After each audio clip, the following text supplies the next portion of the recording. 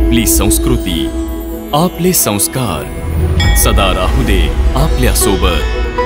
भारताच्या महान ग्रंथांचे आणि काव्यांचे संपूर्ण संकलन सबस्क्राइब करा तिलक।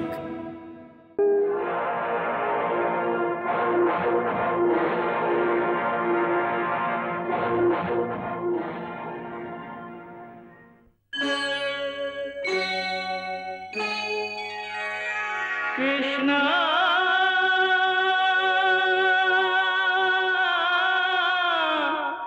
कृष्णा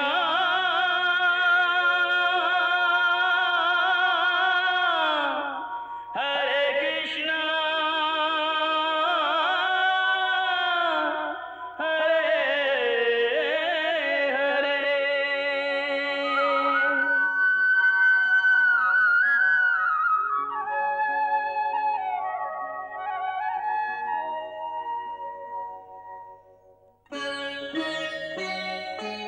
सच्चिदानंद रूपाय विश्वोत्पत्त्यादि हेतवे तापत्रय विनाशाय श्रीकृष्णाय वयं नमः।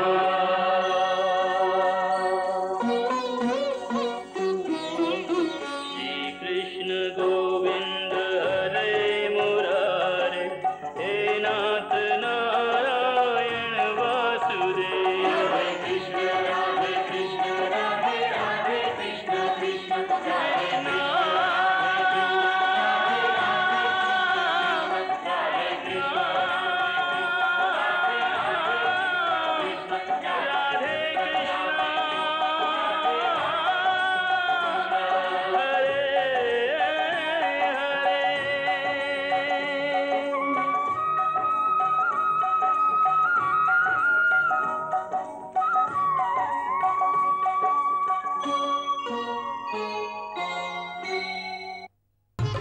कुरुक्षेत्राच्या रणांगणावर युद्ध सुरू होण्यापूर्वी दोन महाकाय सैन्यांच्या मधोमध श्रीकृष्णांनी अर्जुनास जो गीता उपदेश दिला त्याचा तुच्छ शिखर आता या महाविराट दर्शनाने गाठलं होतं।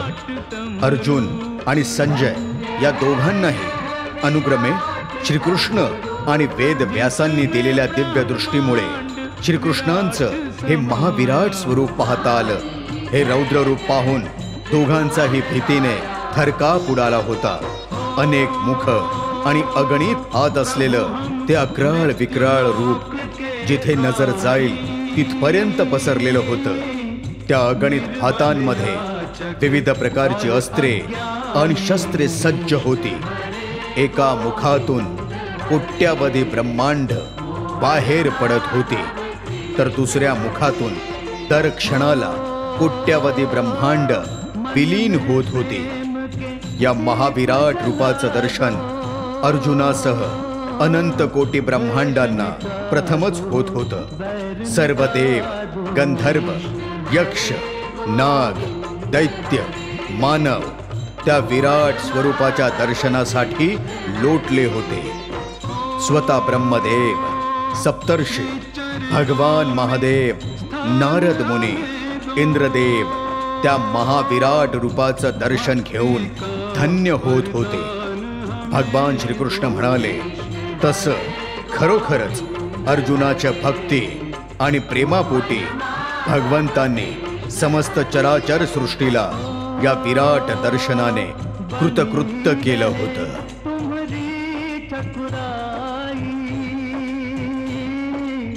चाकर रखो दो सेवकाई।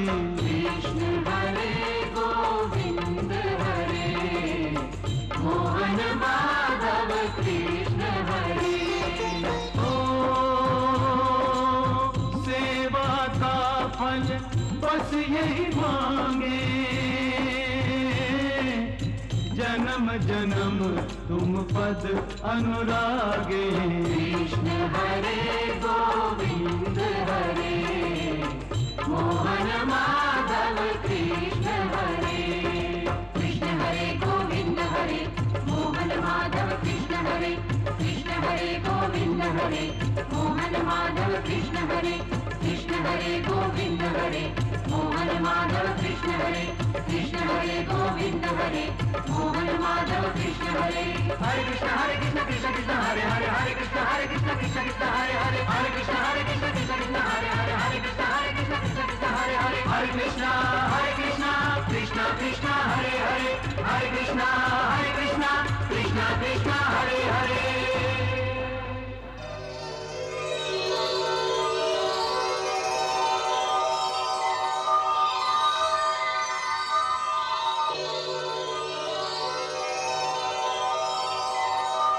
जय श्री कृष्ण. संजय, जय श्री कृष्ण. जय श्री कृष्ण. जय श्री कृष्ण. संजय. जी महाराज. कृष्णाच्या विराट स्वरूपाचे दर्शन केल्यानंतर अर्जुन तर आता त्याचा धनुष्य उचलून युद्ध करण्यासाठी तयार झाला असेल नाही? अजून कुठे महाराज.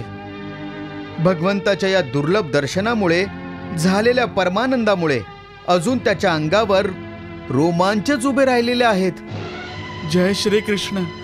जय श्री कृष्ण. जय श्री कृष्ण. त्याच्या डोळ्यातून परमानंदामुळे अश्रू ओघळत आहेत. भगवंतही अजूनही त्यांना आपल्या दर्शनाचं अमृत पाजत आहेत आणि अर्जुनाचं पात्र अजूनही अखंड भरून वाहत आहे. म्हणजे अर्जुन अजूनही भक्तीमध्ये आकंठ बुडाला आहे. हो महाराज. असं वाटतंय की अर्जुनाचा अहम, त्याचा अहंकार त्याच्या अश्रूतून वाहून गेलाय आणि त्याने पूर्ण श्रद्धेने आणि नम्रतेने त्याने स्वतःलाच भगवान श्रीकृष्णांच्या चरणांशी समर्पित केलेला आहे. जय श्री कृष्ण. जय श्री कृष्ण. याचा अर्थ आहे की आता अर्जुन धनुष्य नक्कीच उचलेल. वाटतं तर तसंच आहे, पण अजून तरी तो त्या स्थितीमध्ये नाहीये. असं वाटतंय की तो भावनेच्या भरात भान हरपून बसलाय. हे परमेश्वर, हे योगेश्वर, हे त्रिलोकनाथ, तुम्ही योग्यच म्हणालात की तुमच्या या विराट रूपाच्या तेजाला माझे डोळे सहन करू शकणार नाहीत.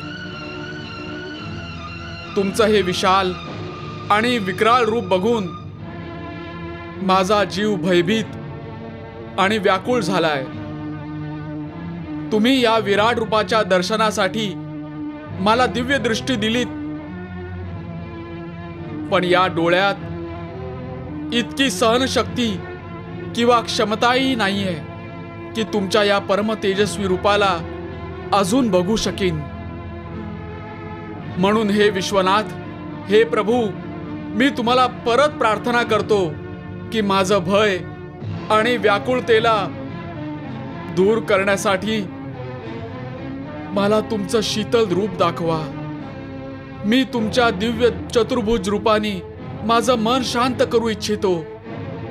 तुम्ही परत शंख पद्म गदा धारण करून तुमच्या सौम्य चतुर्भुज रूपात मला दर्शन द्यायची करावी. हे भक्ता, मी तुला आधीच सांगितलं होतं की तू माझ्या विराट स्वरूपाच्या तेजाला सहन नाही करू शकणार. तरीही केवळ तुझा मान ठेवण्यासाठी मी हे विराट रूप धारण केलं आणि आता तुझी ही प्रार्थनाही स्वीकार करतो आणि तुझ्या इच्छेप्रमाणे मी चतुर्भुज रूप धारण करतो.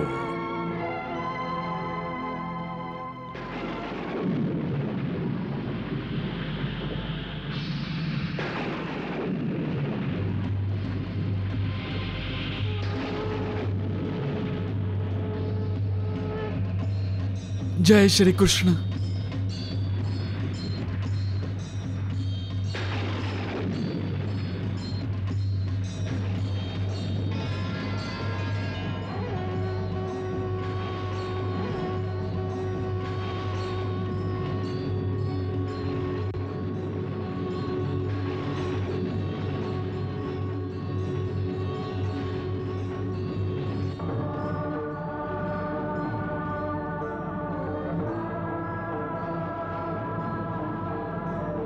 जय श्री कृष्ण. हे जनार्दन, तुमचं विराट रूप बघून माझं हृदय भयग्रस्त झालं होतं, परंतु तुमच्या या चतुर्भुज रूपाच्या दर्शनाने माझं चित्त शांत आणि मन स्थिर झालंय.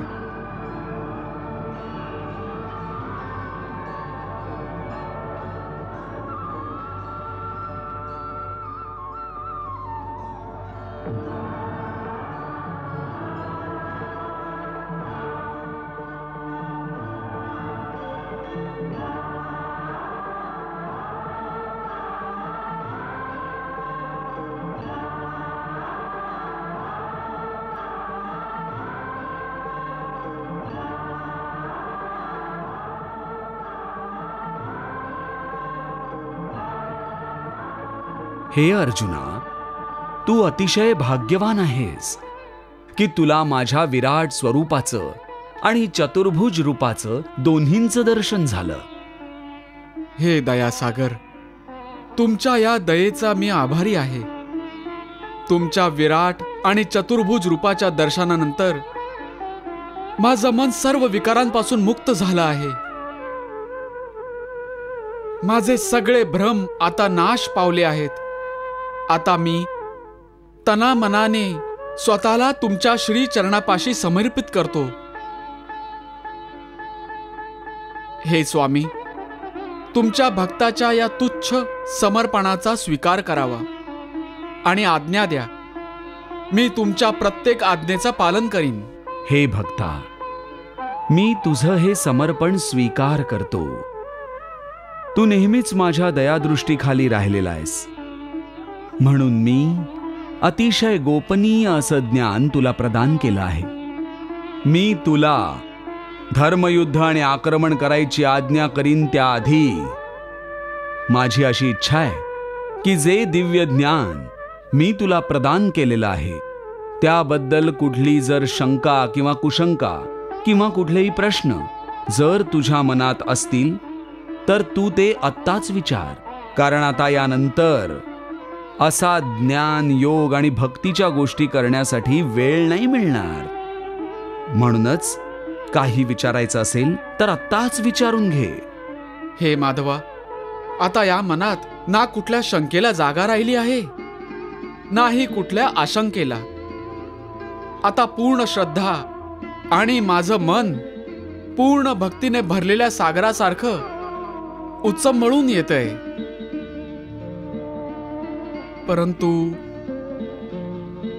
परंतु काय अर्जुना? प्रभू, केवळ काही प्रश्न माझ्या मनात येत आहेत. मग यात संकोच करण्यासारखं काय? जे काही विचारायचं असेल ते विचार. भगवंत, तुम्ही जेव्हा मला तुमचं विराट रूप दाखवलं तेव्हा हे पण तर सांगितलं की हे विराट रूप संपूर्ण नाहीये, केवळ मला समजण्या इतकं संपूर्ण आहे. याचा अर्थ आहे तुम्ही वास्तवात इतके विशाल आणि विकराळ आहात की तुमचा असा आकारच नाही. हो, हेच सत्य आहे. मी अनादी आहे, अनंत आहे, कालातीत आहे आणि कालातीतच राहीन. सर्व सृष्टींमध्ये अशी कुठलीच जागा नाही किंवा स्थान नाही जिथे मी नाहीये. जल, भूमी आणि आकाशातही मीच आहे. म्हणून माझा कुठलाही आकार नाही, मी निराकार आहे. आणि तुम्ही हेही तर म्हटलं होतं की हत्तीत पण तुम्ही आहात, गायीत पण तुम्ही आहात, मुंगीचा पण तुम्हीच आहात. हो, हेही सत्यच आहे. म्हणजे तर तुम्ही साकार पण आहात. हो, जसं की मी आता तुझ्यासमोर मानव अवतारामध्ये उभा आहे, हे पण माझं साकार रूप आहे. या व्यतिरिक्त माझे जे अवतार होऊन गेले तेही मी तुला दाखवले आहेत. ते सर्वही साकारच होते, पण माझं सगळ्यात खरं आणि विशाल रूप जे आहे ते निराकार आहे. भगवंत अर्जुनाला म्हणाले, की मी साकार आहे आणि निराकारही. ज्याप्रमाणे भक्ताची श्रद्धा असते त्याप्रमाणे मी भक्तांना दर्शन देतो. माझं ना रूप न रंग ना कुठला आकार. मी अनादी आहे आणि अनंतही. मी नित्य आहे, अजन्म आहे, शाश्वत आहे. माझ्यामध्ये अनंत सृष्टी सामावलेल्या आहेत आणि मी अनंत सृष्टी व्यापून आहे. मी कुठल्याही सीमांनी बांधलेला नाही आणि कोणाच्याही अधीन नाही. मी जरी दुर्लभ आणि असाध्य असलो तरीही भक्ताच्या दृष्टीला मी सहजपणे दिसतो. नित्य हूँ अजन्मा हूँ, शाश्वत मैं परब्रह्म. मुझ में व्याप्त सृष्टियाँ, मैं सृष्टियों में व्याप्त हूँ. निजानंद लीन सर्वशक्तिमान सीमाहीन, किसी के अधीन नहीं, निज में पर्याप्त हूँ. मैं अलख निरंजन हूँ, दुर्लभ असाध्य हूँ, पर भक्ति भरे नयनों को सहज ही मैं प्राप्त हूँ. भक्ति भरे नयनों को सहज ही मैं प्राप्त हूँ. म्हणजे हे सिद्ध झालं की तुम्ही निराकार पण आहात आणि साकारही. तुमचे भक्त जे तुम्हाला साकार समजतात ते तुमच्या अवताराच्या प्रतिमा बनवून तुमची पूजा करतात, आणि जे भक्त तुम्हाला निराकार मानतात ते तुम्हाला निराकार रूपात पूजतात. यातले कोण योग्य आहेत? ते जे तुमची प्रतिमा आणि मूर्तीची पूजा करतात, का ते भक्त जे तुमच्या निराकार रूपाला पूजतात? हे अर्जुना, चुकीचं कोणीच नाही. माझ्या भक्ताला माझं रूप चराचरातील कुठल्याही गोष्टीत दिसू शकतं आणि तो मनात माझंच ध्यान करून त्याची पूजा करतो. माझ्या रूपाच्या आणि अवतारांच्या मूर्ती बनवूनही पूजा केली जाते.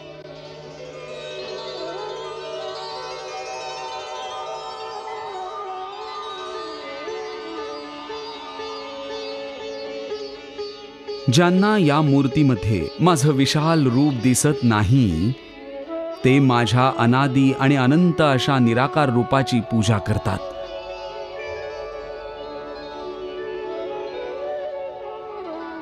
दोन्ही प्रकारचे भक्त भक्तीच्या मार्गावरूनच चालतात. चालत चालत माझ्याच दिशेने पुढे येतात. कोणी वृद्ध अशक्त असेल तर काठीच्या आधाराने माझ्यापर्यंत चालत येतो. कोणी काठीचा आधार न घेता येतो.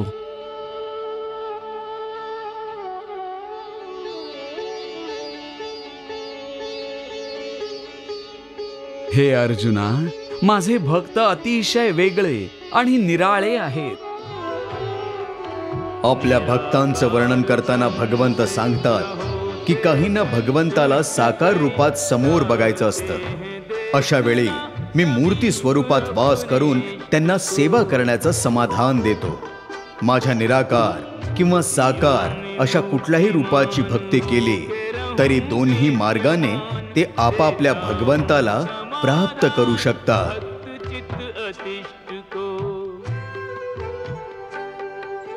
लाठी जो टेक टेक चलते पग एक एक, वे भी पहुंच जाते हैं अपने निर्दिष्ट को.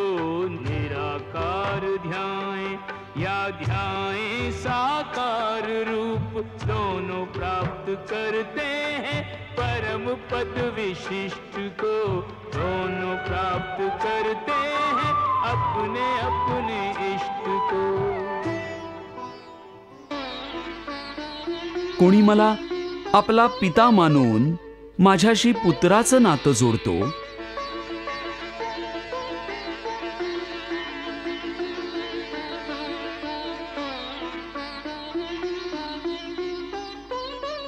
तर कोणी मला माते समान मानतो.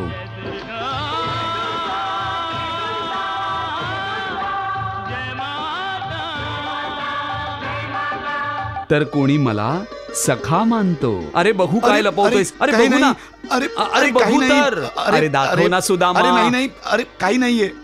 अरे दाखव रे अरे काही सुदामा. नाहीये. अरे काय करतोय? अरे अरे तर कोणी माझ्याशी प्रेमाचं नातं जोडतो, जशा गोकुळातल्या गोपी.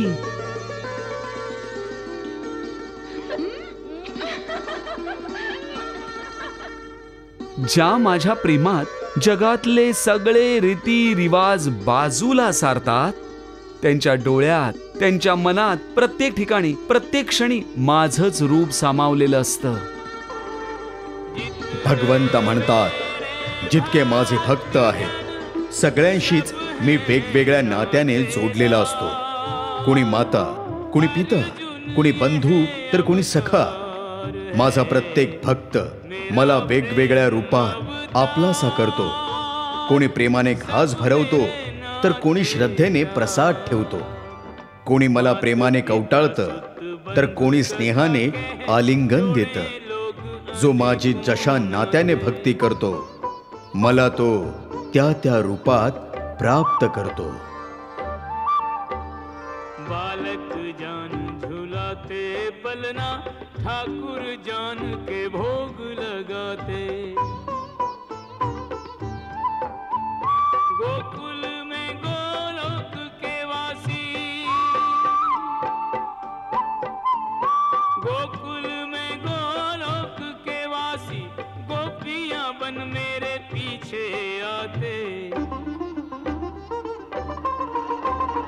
गोकुल में गोलोक के वासी, गोपियां बन मेरे पीछे आते. पार्थ सारथी बन जाता मैं, नेह के नाते निभाते निभाते. जो मुझको जिस भाव से ध्याते, वो मुझको उस रूप में पाते.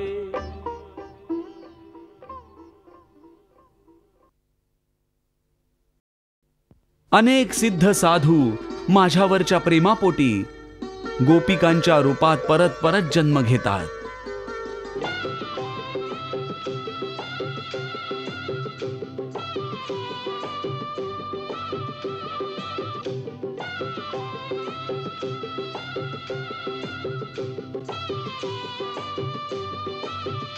मी सर्व भक्तांना त्यांच्या भक्तीचं फळ त्यांच्या आवडत्या रूपात देतो. मी त्यांचा पिताही आहे, माताही आहे, सखाही आहे आणि प्रीतम पण मीच आहे.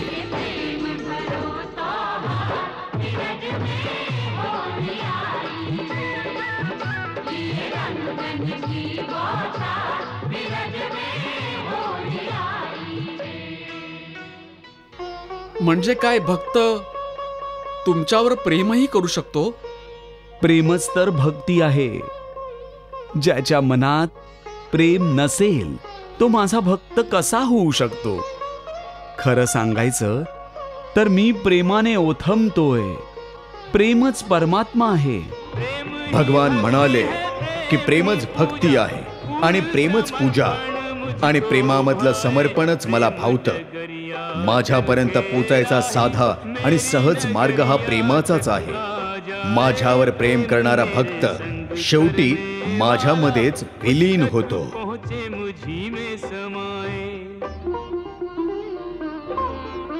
कोणावर प्रेम करायचा कसलाच विधी नसतो, पण पूजा करायचे तर बरेच विधी आहेत. तुमचे भक्त याच विधीनुसार तुमची भक्ती आणि पूजा करतात.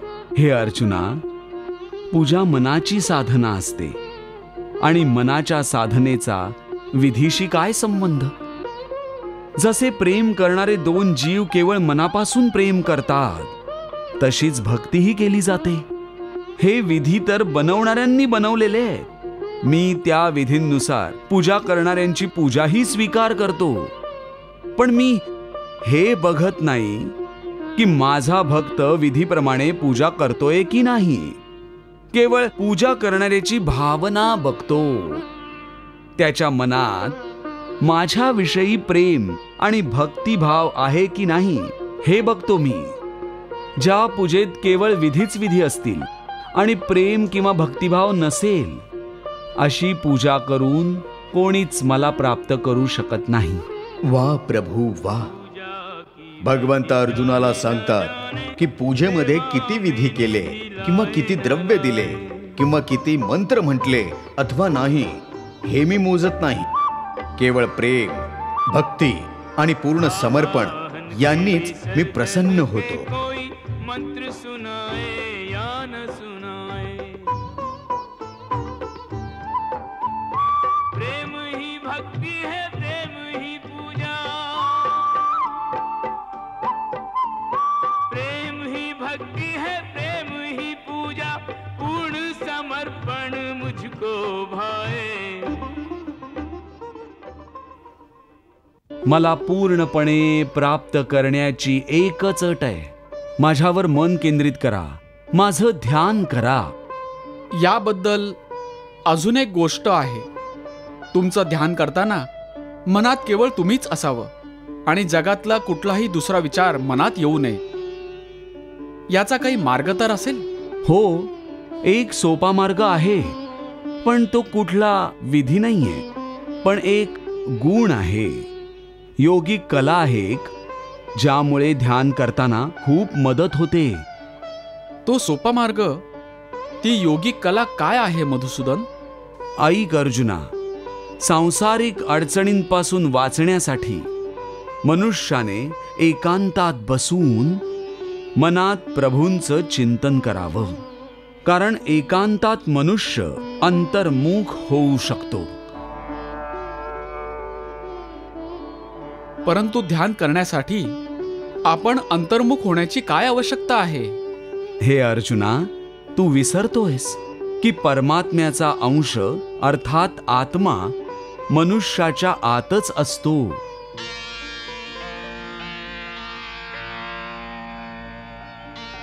त्याच आत्म्याशी संपर्क म्हणजे प्रभूशी मिलनाची पहिली पायरी आहे.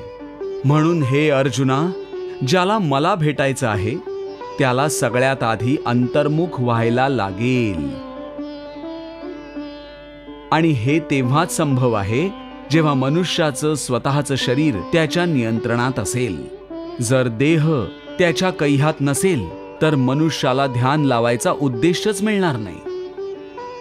हे योगेश्वर, ध्यान करण्याचं अंतिम उद्देश काय आहे? ध्यान योगाचं उद्देश्य परमात्म्याशी संपर्क करणं असं असतं.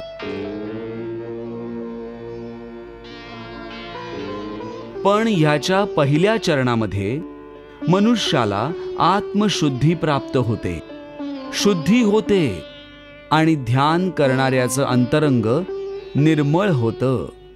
हे अर्जुना, जोवर मनुष्य आपल्या अंतरंगाची शुद्धी करत नाही तोवर ना तो परमात्म्याशी संपर्क करू शकतो आणि नाही आत्मा परमात्म्यात लीन होऊ शकतो.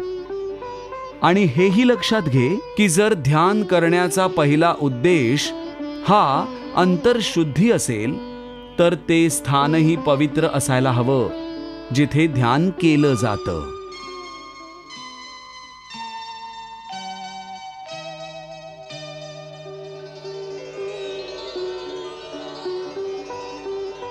हे अर्जुना, माझं ध्यान करताना मनुष्याने अगदी अचल बसून आपली पाठ, शिर आणि मानेला समान आणि सरळ ठेवावं आणि आपल्या दृष्टीला आपल्या नाकाच्या अग्रभागावर अशा तऱ्हेने स्थिर करावं की बाकी सर्व गोष्टी दृष्टीपथातून बाजूला व्हाव्यात.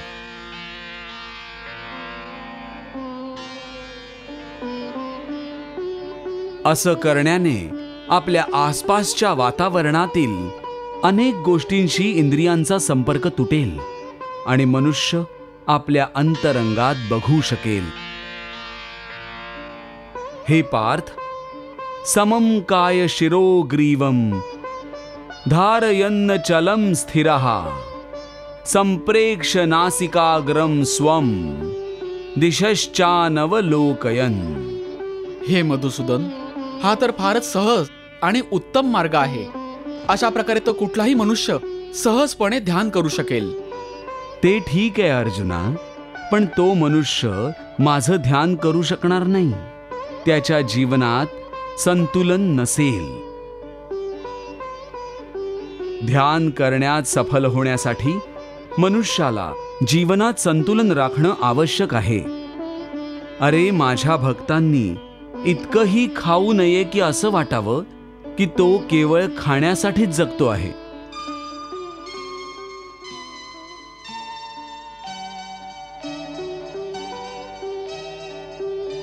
आणि इतकंही कमी खाऊ नये की हाडांचा सापळा बनेल.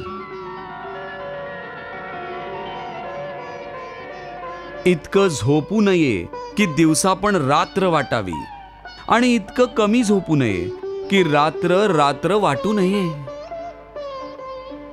युक्त आहार विहारस्य युक्त चेष्टस्य कर्मसु युक्त स्वप्नावबोधस्य योगो भवति दुःखः. जर सुख मिळालं तर आनंदाने हरखून जाऊ नये, आणि दुःख मिळालं तर रडून रडून हैराण होऊ नये.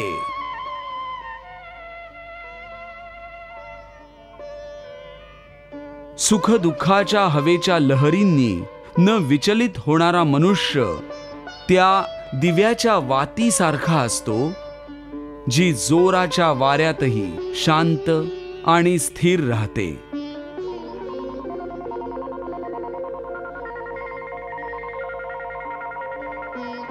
यथा दीपो निवातस्थो नेंगते सोपमा स्मृता योगिनो यतचित्तस्य युंजतो योगमात्मनः.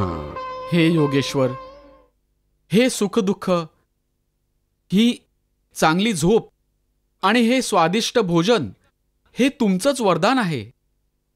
याचा आनंद न घेणे हे ध्यान योगसाठी का आवश्यक आहे?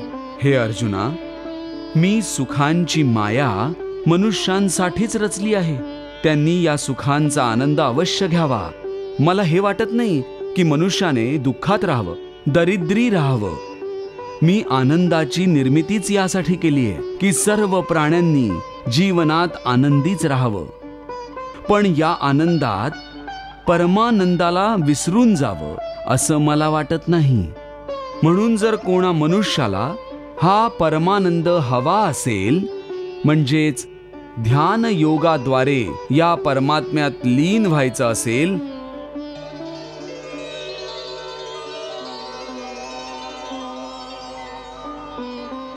तर त्यासाठी गरजेचं आहे की त्याने या मायेत गुंतू नये आणि मोक्ष प्राप्त करावा. नाहीतर तो जन्मजन्मांतराच्या चक्रव्यूहात असा अडकेल की निघूच शकणार नाही. भगवंत म्हणतात की जर माझी अनेक रूप आणि अनेक जन्म असले तरी त्यात फार अंतर नाही. जो जशा भावनेने माझी भक्ती करतो, मी त्याच भावनेने त्याला फळ देतो. भक्त मला ज्या रूपात पुजतात त्याच रूपात मी त्यांना प्रसन्न होतो, आणि ते अंततः मोक्ष मिळून माझ्यातच लीन होतात. पूजा आराधना करे जो जिस रूप में, वो मेरा दर्शन उसी रूप में पाए रे. नदियों का नीर जैसे सिंधु में समाए, ऐसे मेरा भक्त अंततः मुझी में समाए रे.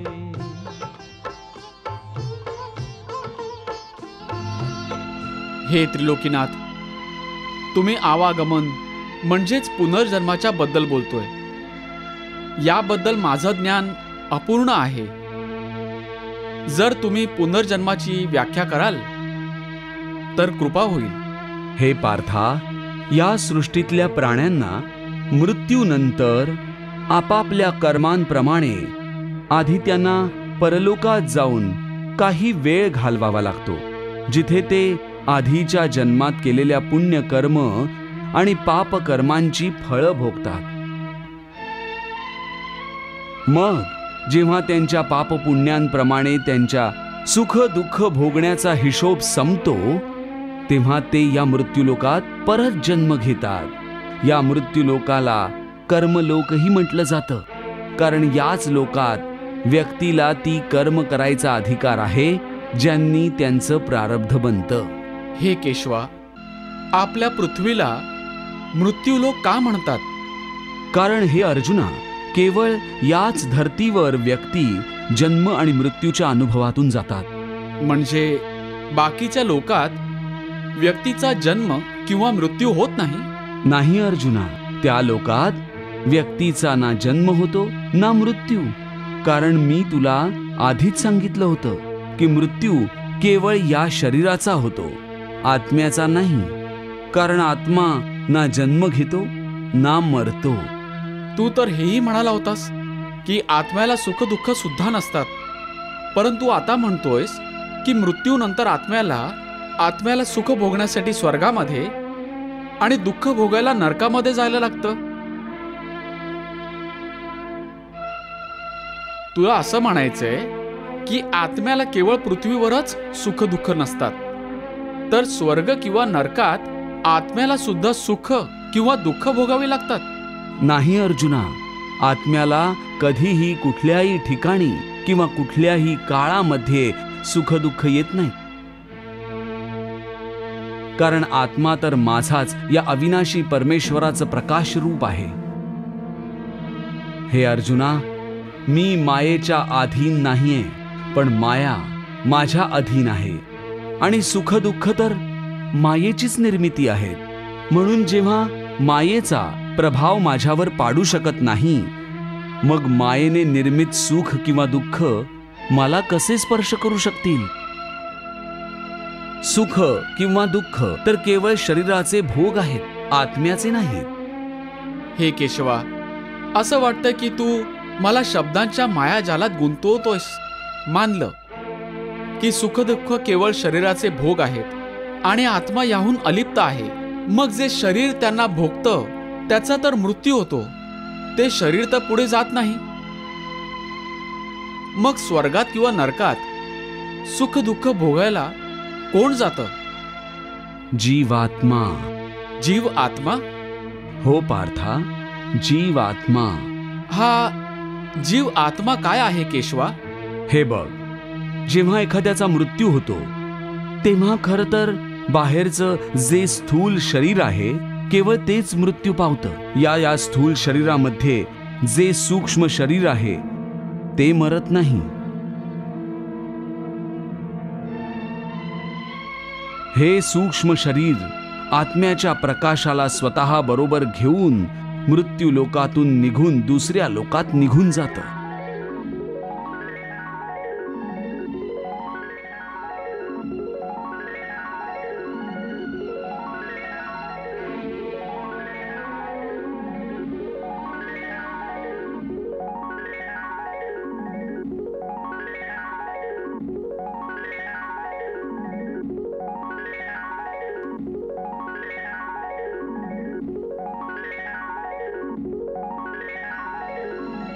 त्याच सूक्ष्म शरीराला जीवात्मा म्हणतात. म्हणजे आत्मा जेव्हा एका शरीराला सोडून जातो तेव्हा बरोबर जीवात्म्यालाही घेऊन जातो? नाही अर्जुना, ही व्याख्या इतकी सोपी नाहीये. हे बघ, जसा समुद्रामध्ये एकही थेंब समुद्रापेक्षा वेगळा नसतो, त्याच महासागराचा एक हिस्सा असतो. तो थेंब स्वतःहून सागराच्या बाहेर पडत नाही. पण जर कोणी त्या थेंबाला पात्रात भरून घेऊन गेलं तर तो सागरातून वेगळा दिसतो. अशाच प्रकारे सूक्ष्म शरीर रूपी जीवात्मा त्या आत्मज्योतीच्या अंशाला आपल्यामध्ये घेऊन आपल्या बरोबर घेऊन जातो.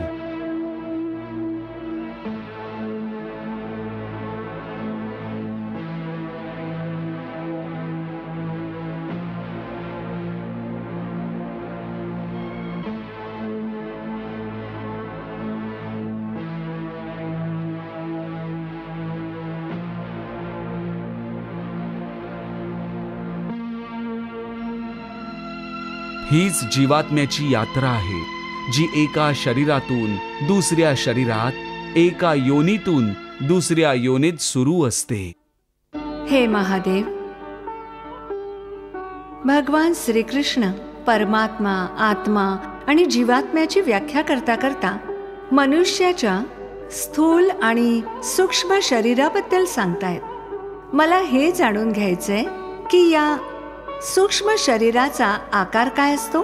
देवी, सूक्ष्म शरीराचा आकार व्यक्तीच्या बाहेरील स्थूल शरीरासारखाच असतो, पण तो फारच छोटा असतो. हे अति लघुरूप इतकं सूक्ष्म असतं की साधारण मानवी डोळ्यांना ते दिसत नाही. प्रभू, भलेही छोटं असेल पण आहे तर शरीरच, मग का दिसत नाही?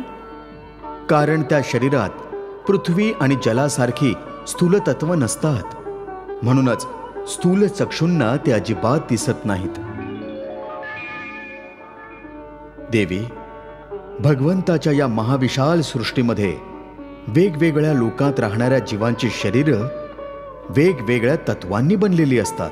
भगवान, मानव शरीर 5 तत्वांनी बनलेलं आहे, पण त्याच्यामध्ये सूक्ष्म शरीर एकच कसं? नाही देवी, त्या स्थूल शरीराच्या आत वेगवेगळ्या स्तरांवर 5च शरीर असतात. पहिलं अन्नमय कोश, जे बाहेरचं स्थूल शरीर आहे, जे दिसून येतं. दुसरं प्राणामय कोश, इथून सूक्ष्म शरीराची सुरुवात होते, ज्याला बघता येत नाही. हे प्राणशक्तीचं केंद्र असतं. तिसरं मनोमय कोश, हे शरीर प्राणमय कोशापेक्षाही अधिक सूक्ष्म असतं. हे मनातल्या विचारांनी बनलेलं असतं. हे सूक्ष्म असतं, अर्थात साधारण नेत्रांच्या दृष्टीने हे बघता येत नाही. पण जे ज्ञानी सिद्धी प्राप्त करतात ते याला बघू शकतात. मनोमय कोशांतर, जे 4थं शरीर आहे, त्याला ज्ञानमय कोश असं म्हणतात. यात व्यक्तीच्या सर्व ज्ञानाचा समावेश असतो. 5वा आनंदमयी कोश असतो. हे शरीर अतिसूक्ष्म आहे. यातच आत्म्याचा निवास असतो. परंतु या शरीरामधला कुठला कोश किंवा कोणतं शरीर जीवात्म्यासोबत जातं? देवी, मृत्यूनंतर जीवात्मा मनोमय कोशाला धारण करून पुढे जात असतो. या सूक्ष्म शरीरात त्याच्याबरोबर त्याच्या आधीच्या जन्मातले संस्कार, त्याच्या चांगल्या वाईट वृत्ती, त्याच्या पाप पुण्याचा हिशोब अशा प्रकारे त्याच्या बरोबर जातात. जसं की वायू त्याच्या बरोबर फुलांचा सुगंध घेऊन येतो.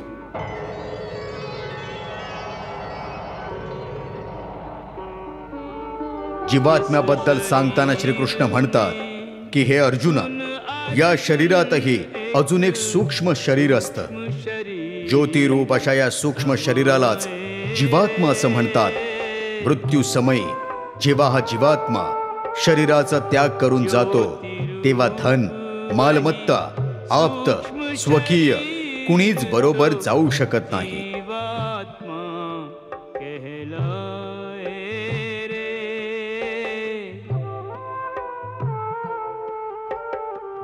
मृत्यु समय जब यह जीवात्मा तन को तज कर जाए रे,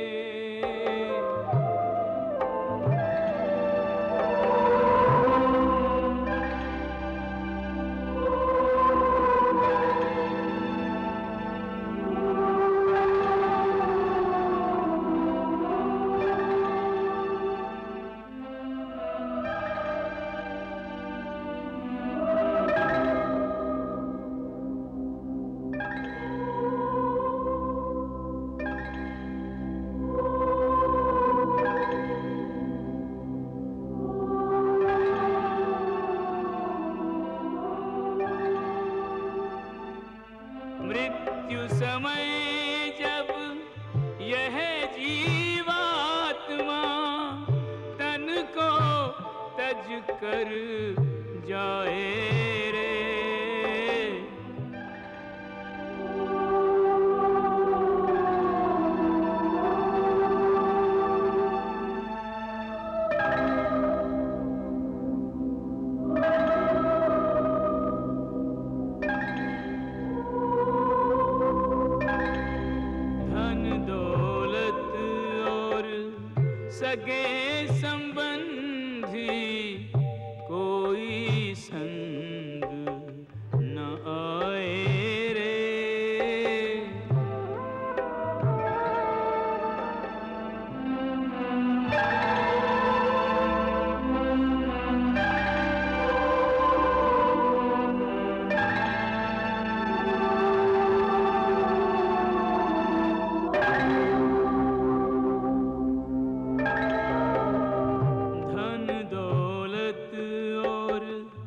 सगे संबंधी कोई संग नाए रे।